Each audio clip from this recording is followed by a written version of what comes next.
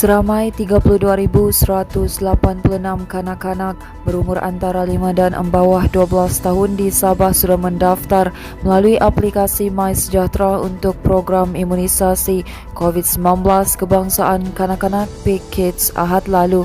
Ketua Menteri Datuk Seri Haji Nur bagaimanapun berkata jumlah itu masih rendah kerana mewakili kurang 10% daripada 411,400 kanak-kanak yang layak dalam kumpulan sasar itu di negeri ini. Sehingga semalam seramai 9,686 atau kira-kira 7% daripada kanak-kanak yang mendaftar sudah menerima dos pertama vaksin COVID-19 sejak PKIDS bermula di Sabah pada 3 Februari lalu.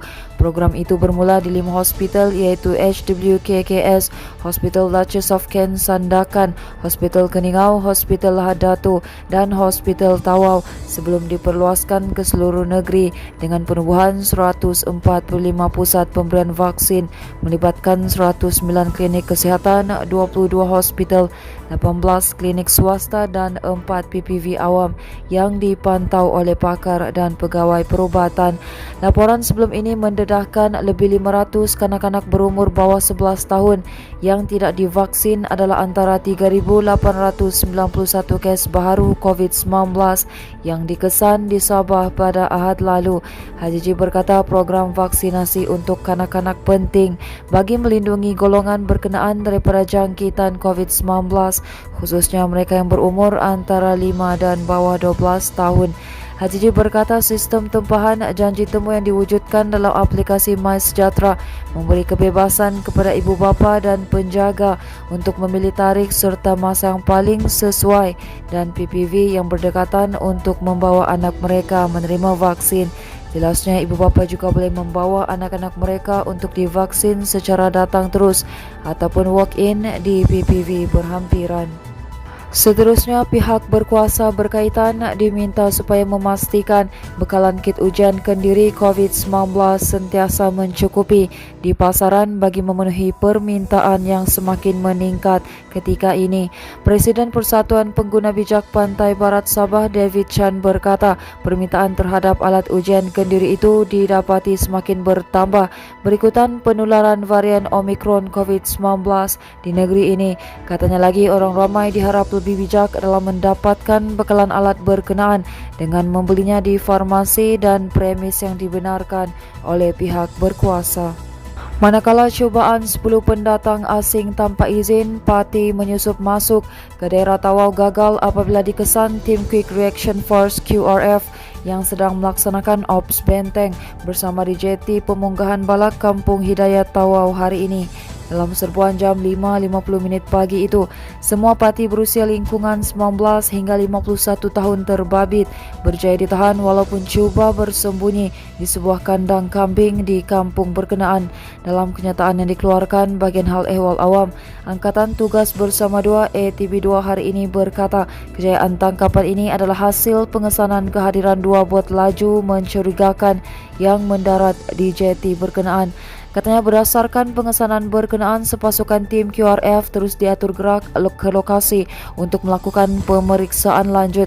Menurutnya hasil pemeriksaan mendapati semua parti yang ditahan membabitkan 8 lelaki dan 2 wanita. Semua parti hanya membawa barang persindiran dan tiada sebarang penemuan barang-barang terlarang.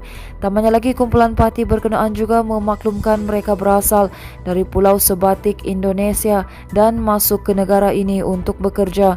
Menurutnya semua parti terbabit terus dibawa ke Ibu Pejabat Polis Daerah IPD Tawau untuk tindakan selanjutnya termasuk proses saringan COVID-19.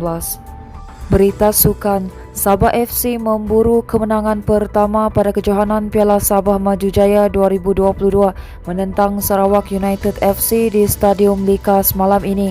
Pengendalinya Datuk Ong Kim Swee berkata pemain import Neto Pessoa akan bergandingan dengan Muhammad Amri Yahya bagi mengemudi barisan hadapan.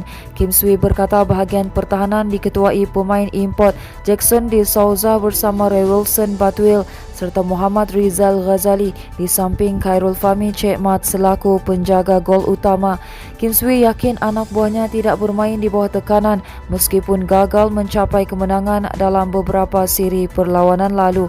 Selain Sabah FC dan Sarawak United FC, kejohanan Piala SMJ turut disertai pasukan Kedah Darul Aman FC dan TRW Kelantan FC. Pada perlawanan pertama Ahad lalu, Sabah FC tewas kepada TRW Kelantan FC dengan jaringan 1-2, manakala Kedah Darul Aman FC menewaskan Sarawak United FC 3-0.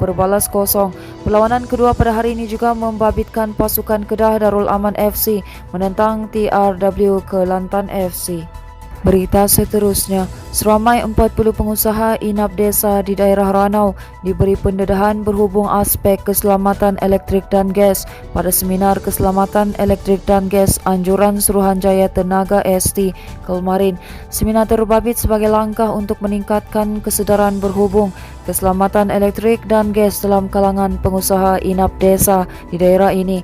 Pengarah kawasan ST Pantai Barat Sabah Jeffrey Nuri berkata, pengusaha perlu memberi perhatian serius terhadap keselamatan elektrik dan gas di rumah penginapan mereka demi menjamin keselamatan pelancong. Jeffrey dalam pada itu mengingatkan pengusaha rumah inap desa dan pengguna supaya sentiasa peka terhadap aspek keselamatan elektrik dengan membeli kelengkapan elektrik yang mempunyai label Institut Piawaian dan Penyelidikan Perindustrian Malaysia (SIRIM). Teruskan bersama kami di asoka.com, berita komprehensif.